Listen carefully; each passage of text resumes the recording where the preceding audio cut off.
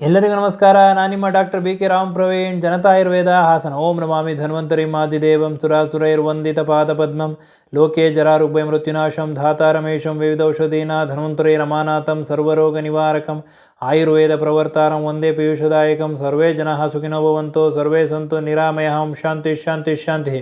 ವೀಕ್ಷಕರೇ, ಹೆಂಗಸರಲ್ಲಿ ಮುಟ್ಟಿನ ಸಂದರ್ಭದಲ್ಲಿ ಪ್ರತಿ ತಿಂಗಳು ಪೀರಿಯಡ್ಸ್ ಟೈಮಲ್ಲಿ ಅವರು ಆರಾಮಾಗಿ ಆರೋಗ್ಯದಿಂದ ಇರಬೇಕು ಅಂತಂದರೆ ಯಾವ ಯಾವ ಆಹಾರಗಳನ್ನ ಸೇವನೆ ಮಾಡಬೇಕು ಅನ್ನೋದನ್ನು ಇವತ್ತಿನ ಸಂಚಿಕೆಯಲ್ಲಿ ತಿಳಿಸ್ಕೊಡ್ತೀನಿ. ಯಾಕೆ ಅಂತಂದರೆ ಹೆಚ್ಚು ಜನ ಈ ಒಂದು ಮುಟ್ಟಿನ ಸಂದರ್ಭದಲ್ಲಿ ಹಲವಾರು ಸಮಸ್ಯೆಗಳನ್ನ ಕಿರಿಕಿರಿಗಳನ್ನ ಎದುರಿಸ್ತಾ ಇರ್ತಾರೆ. ಮಾನಸಿಕವಾಗಿ ದೈಹಿಕವಾಗಿ ಹಲವಾರು ಸಮಸ್ಯೆಗಳನ್ನ ಎದುರಿಸ್ತಾ ಇರ್ತಾರೆ. ಕೈಕಾಲು ನೋವಿರ್ಬೋದು, ಸೊಂಟ ನೋವಿರ್ಬೋದು, ಮೀನ್ಕಂಡ ನೋವಿರ್ಬೋದು, ಕಿಬ್ಬೊಟ್ಟೆ ನೋವಿರ್ಬೋದು, ಈ ಎಲ್ಲ ಸಮಸ್ಯೆಗಳನ್ನ ಅವರು ಎದುರಿಸ್ತಾ ಇರ್ತಾರೆ.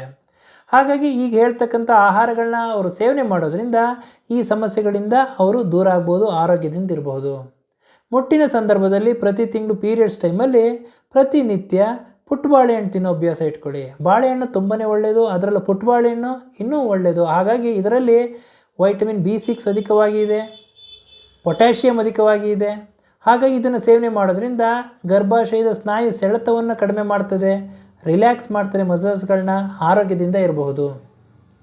ಹಾಗೂ 1 ಲೋಟ ನೀರಿಗೆ 1 ಚಮಚ ಅಜವಾಯಿನ ಹಾಕಿ ಚೆನ್ನಾಗಿ ಕುದಿಸಿ, ಈ ಕುದಿಸಿದ ಅಜವಾಯಿನ ನೀರನ್ನು ಪ್ರತಿನಿತ್ಯ 1 ಲೋಟ ನೀರು ಕುಡಿಯೋದ್ರಿಂದ ಮಸಲ್ಗಳು ರಿಲ್ಯಾಕ್ಸ್ ಆಗ್ತದೆ, ಗರ್ಭಾಶಯದ ಸ್ನಾಯು ಸೆಳೆತ ಕಡಿಮೆ ಆಗ್ತದೆ, ನೋವು ನಿವಾರಣೆ ಮಾಡ್ತದೆ. ಡಾರ್ಕ್ ಚಾಕ್ಲೇಟ್ ಪ್ರತಿನಿತ್ಯ ದಿನಕ್ಕೊಂದರಂತೆ 3 ದಿನ ಡಾರ್ಕ್ ಚಾಕ್ಲೇಟ್ ಸೇವನೆ ಮಾಡೋದ್ರಿಂದ ಗರ್ಭಾಶಯದ ಸ್ನಾಯು ಸೆಳೆತಗಳು ನಿವಾರಣೆ ಆಗ್ತದೆ, ನೋವು ನಿವಾರಣೆ ಆಗ್ತದೆ, ಹಾಗೂ ಶಕ್ತಿಯುತವಾಗಿ ಇರ್ತೀರ.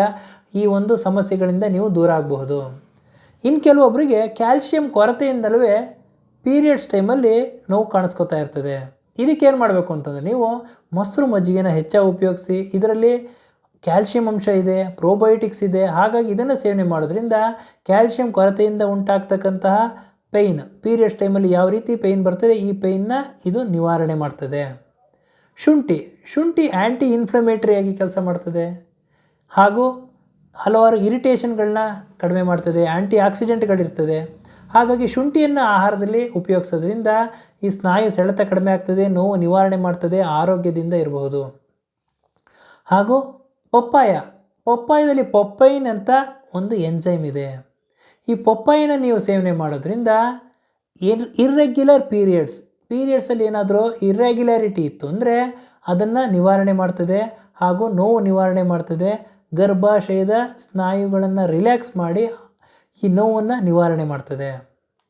ಹಾಗೂ ಅರಿಶಿಣವನ್ನು ನೀವು ಆಹಾರದಲ್ಲಿ ಉಪಯೋಗಿಸೋದ್ರಿಂದ ಇದು ಹಾರ್ಮೋನಲ್ ಇಂಬ್ಯಾಲೆನ್ಸ್ ಏನಾದರೂ ಇತ್ತು ಅಂದರೆ ಸರಿ ಮಾಡ್ತದೆ. ಹಾಗಾಗಿ ಪ್ರತಿನಿತ್ಯ ರಾತ್ರಿ ಮಲಗುವ ಮುನ್ನ 1 ಲೋಟ ಹಾಲಿಗೆ 1 ಚಿಟಿಕೆ ಅರಿಶಿಣವನ್ನು ಮಿಶ್ರಣ ಮಾಡಿ ಸೇವನೆ ಮಾಡೋದ್ರಿಂದ ಈ ಒಂದು ಸ್ನಾಯು ಸೆಳೆತ ಇರ್ಬೋದು, ಇರಿಟೇಷನ್ ಇರ್ಬೋದು, ಇನ್ಫ್ಲಮೇಷನ್ ಇರ್ಬೋದು, ಈ ಎಲ್ಲ ಸಮಸ್ಯೆಗಳು ನಿವಾರಣೆ ಆಗ್ತದೆ, ಆರೋಗ್ಯದಿಂದ ಇರ್ತೀರ. ಆದ್ದರಿಂದ ಇವತ್ತಿನ ಈ ಒಂದು ಸಂಚಿಕೆಯಲ್ಲಿ ಮಹಿಳೆಯರು ಮುಟ್ಟಿನ ಸಂದರ್ಭದಲ್ಲಿ ಯಾವ ಯಾವ ಆಹಾರಗಳನ್ನ ಸೇವನೆ ಮಾಡೋದ್ರಿಂದ ಅವರು ಆರೋಗ್ಯದಿಂದ ಇರ್ಬೋದು ಅನ್ನೋದನ್ನು ತಮಗೆ ತಿಳಿಸ್ಕೊಟ್ಟಿದ್ದೀನಿ. ನನ್ನ ಈ ವಿಡಿಯೋ ತಮಗೆ ಇಷ್ಟವಾಗಿದ್ದಲ್ಲಿ ಲೈಕ್ ಮಾಡಿ, ಶೇರ್ ಮಾಡಿ, ಹಾಗೂ ನನ್ನ ಎಲ್ಲ ಮುಂದಿನ ವಿಡಿಯೋಗಳಿಗಾಗಿ ಸಬ್ಸ್ಕ್ರೈಬ್ ಮಾಡಿ. ಧನ್ಯವಾದಗಳು.